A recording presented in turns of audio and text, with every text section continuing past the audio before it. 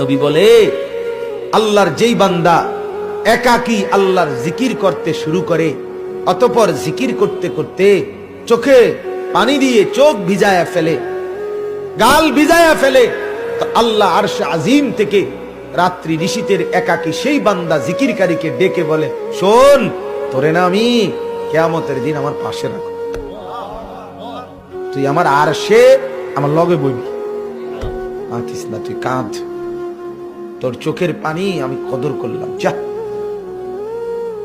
ইউযিল্লুহুমুল্লাহু ফি যিল্লি, আল্লাহ আরশের নিচে ছায়া দিবে আল্লাহর সেই বান্দাকে যে বান্দা একাকী আল্লাহর জিকির করে আর একাকী কাঁদে।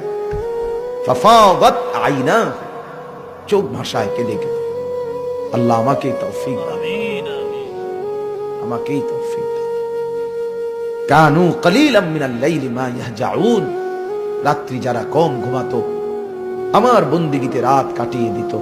আল্লাহর নবী সাল্লাল্লাহু আলাইহি ওয়াসাল্লামের স্ত্রী আম্মা জান আয়েশা রাদিয়াল্লাহু তাআলা আনহা, এশার নামাজের কিছুক্ষণ পরে নবী আসছে ঘরে। আল্লাহর নবী সাল্লাল্লাহু আলাইহি সাল্লাম কথাবার্তা সেরে বিশ্রাম করতে শুইছে, হযরত আয়েশা পাশে শুইছে স্ত্রী। কিছুক্ষণ পরে হযরত আয়েশা বলে, আমি হাত বাড়িয়ে দেখি আমার স্বামী আমার পাশে শোয়া নাই।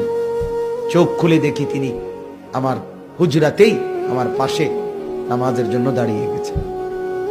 হযরত আয়েশা বলেন, আমি ভাবলাম দেখি কতক্ষণ দাঁড়ায়, কতক্ষণ নামাজ পড়ে। ক্লান্ত মানুষ, সারাদিন দাওয়াত দিয়েছে মানুষকে,